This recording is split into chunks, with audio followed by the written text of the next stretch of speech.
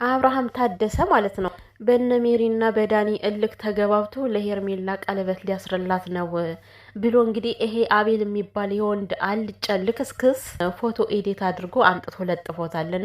ግን አቤል ማለት አሁን ፎቶ ኤዲት ከምታረግ ይልቅ ኤዲት ማድረግ ያለብህ ያንተን ጭንቅላት ነው። የምር ጭንቅላታችሁ አብዴት መሆን አለበት። ወደዛ ሰፈር ያላችሁ ሰዎች ከአብርሽ ጀምሮ ጭንቅላታችሁ አብዴት መሆን አለበት። ለምን በቃ በዘገመ ጭንቅላት ስለምታስቡ ማለት ነው። ስለዚህ ፎቶ ኤዲት ለማድረግ ጊዜ ከምትፈጂ የላላ ብሎንን ብታጠብቀው ጥሩ ነው።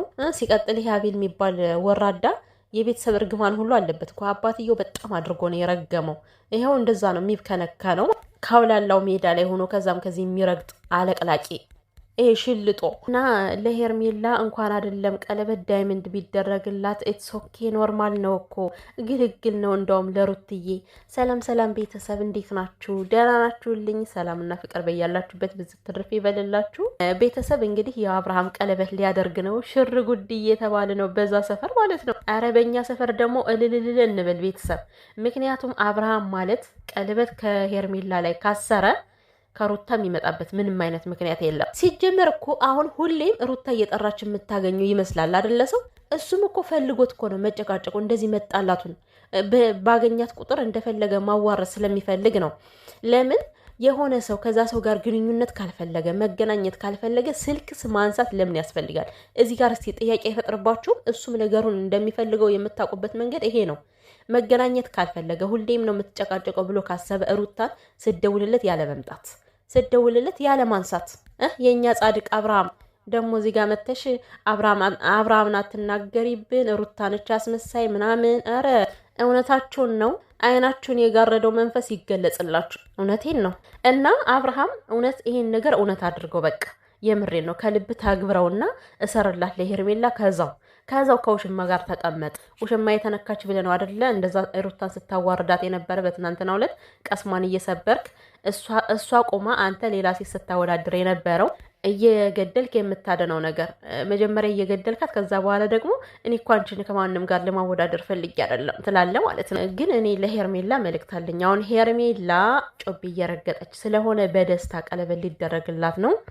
ኖርማል ነው፣ ይደረግልሽ ሄርሜላ፣ ምንም ችግር የለውም። እንደውም ሰብሰብ አድርገሽ ትይዥልናለሽ ይሄን መረን የለቀቀ ሰውዬ። ግን ደግሞ እያሰብሽበት ማለት ነው። አሁን ቀለበት የሚያደርግልሽ የምር ከልቡ አስቦበት ከአንቺ ጋር ለመኖር ፈልጎ ፈቅዶ ሳይሆን በእልክ ነው። ተረዳሽኝ? በእልክ ነው።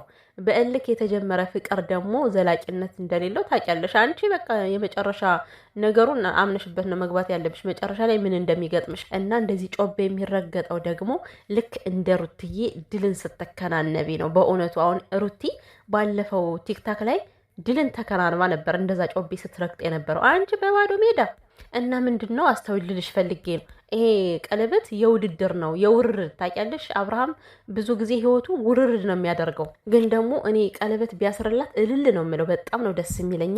እች ልጅ ለምን አስሬ ትሰደብ? ለምን አረገዘች ተብላ ትሰደባለች?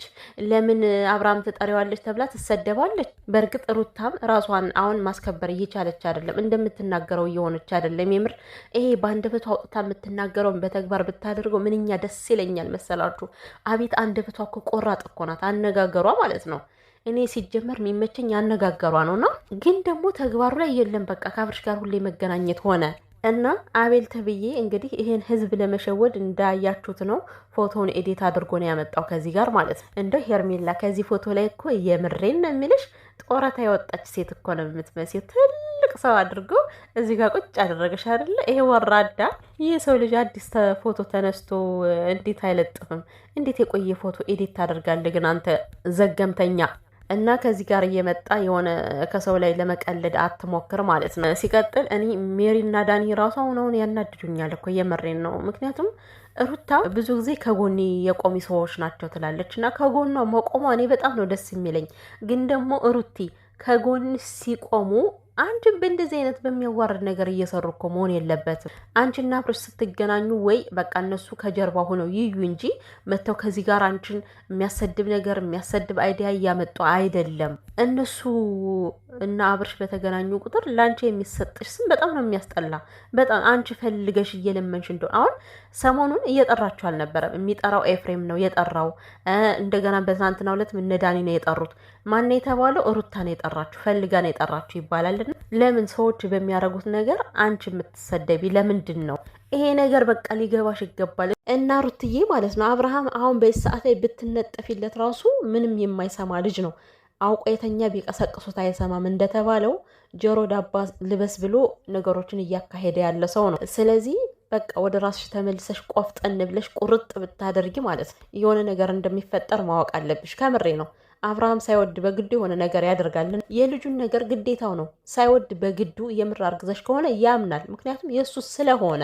ከዛ ውጭ ግን በየጊዜው እየተገናኙ ከእሱ ጋር እንደዚህ አጉላጉል መነጋገሩ ልክ ነው ብዬ አላምንም።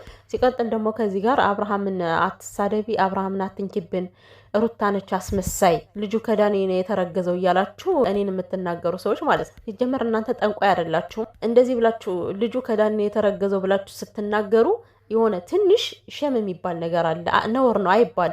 አእምሯችሁ በደንብ ያውቀዋል ከዳኒ ጋር ምንም አይነት ግንኙነት እንደሌለ፣ ጀስት እንደ ጓደኛ ነው አብረው የቆሙ እንጂ እነሱ የሚያደርጉት ነገር ለእኔ አይመቸኝም። በእርግጥ ሜሪና ዳኒ የሚያደርጉት ሁሌም ሩታን የሚያሰድብ ሩታን የሚያዋርድ ስለሆነ አልደግፈውም።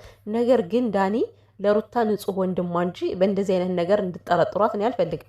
ገባችሁ አይደለ? ሲቀጥል እኔ አብርሃምና ሩታ አሁን ላይ ትዳራቸው እንደ ድሯቸው ተመልሶ ያ የድሮ ፍቅራቸው ተመልሶ በፍቅር ቢኖሩ አምላኬን ቆሜ ነው የማመሰግነው። እግዚአብሔር ነው የምላችሁ። ግን ደግሞ አሁን ላይ ይሄ ነገር አልፏል። በቃ የሚሆን ነገር አይደለም። እና ለማለት የፈለጉት አብርሃምን እኔ መናገር ፈልጌ ሳይሆን የገዛ ሚስቱ ራሱ አዋርደዋለች እኮ አንተ ከሃዲ ነህ አስመሳይ ነህ ብለዋለች። ስለዚህ በራሱ ሰው የተዋረደ ሰው ማለት ነው። እኔ ስለተናገርኩት እናንተ ምን ገረማችሁ? ሩታ ያለችውን እኮ ነው የደገምኩት ከዚህ ጋር ማለት ነው። አዎ እውነት ነው። አስመሳይ ነው፣ ከሃዲ ነው፣ አብርሃም ባለጌ ነው። ምክንያቱም ለሚስቱ ክብር የሌለው ወንድ፣ ለልጁ እናት ክብር የሌለው ሰው ክብረ ቢስ ነው።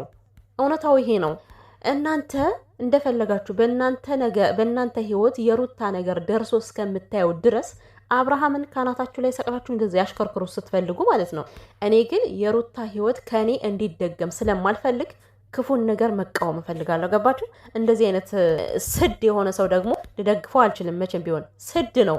ስድ የሰው ልጅ እኮ ማለት ነው ተጋባም ተፈቃቀረም መለየት አለ እኮ ኖርማል ነገር ነው። ግን በዚህን ያክል ደግሞ ልቃፍ መሆን በጣም ነው የሚያስጠል።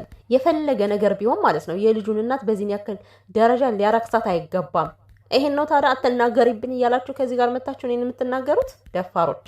አበጋዝ ያሉት እኮ ወደው አይደለም። እውነትም እንዴት ነው እልም ያለ ጨካኝ አረንዛሆድ አበጋዝ። አፉና ተግባሩ አንድ ያልሆነ ሰው ነው አብርሃም ማለት። እውነታው ሲነገራችሁ አትንጨርጨሩብኝ አቦ። ከዚህ ጋር አብሮስ መኖሩ ይቅር፣ ምንም ችግር የለውም። ክብሩን ማን ወሰደበት? ከመናገር እኮ ያለ መናገር ይቀላል እኮ። ሚስትን ከዚህ ጋር አቁሞ የልጅን እናት ከዚህ ጋር አቁሞ ሌላን ሰው እንደዚህ ነች እኮ የተከበረች ሴት ነች እኮ በማለት ሚስቱን በማዋረድ ለእናንተ አብርሃም ቀብራራ ነው አይደለ? እራው ስታንቀባሩት ኑሮ እናቴ እኔ ስለ እናንተ ምን አገባኝና ማለት አብርሃምን አትናገሪብን፣ አብርሃም እኮ ጨዋ ሰው ነው ስትሉ በጣም ስለምትገርሙኝ ነው። እኔ ለእናንተ መመለስ ፈልጌ ሳይሆን ግን ደግሞ እንደዚህ አይነት ሰው የወረደ ሰው እኔ በሩታ ቦታ ብሆን ማለት ነው እግዚአብሔርን እምላችሁ እኔ የሩታ ትዕግስት እኮ በጣም ነው የሚገርምኝ። ምን አይነት ትዕግስት ነው ያላት እላለሁና እንኳን አይደለም በየጊዜው ከሱ ጋር እየተገናኘው ቪዲዮ እየሰራው ክብሬን ላወርድ ቀርቶ ሩታ የምትባል ሰው ጭራሽ እንደማያውቅ ነው የማደርገው። ገባችሁ አይደለም? ባለጌ የወረደ አብሯት ለተጋደማት አንሶላት ለተጋፈፋት ሴት ክብር የሌለው ክብር አለው ብዬ ላወራለት አልችልም።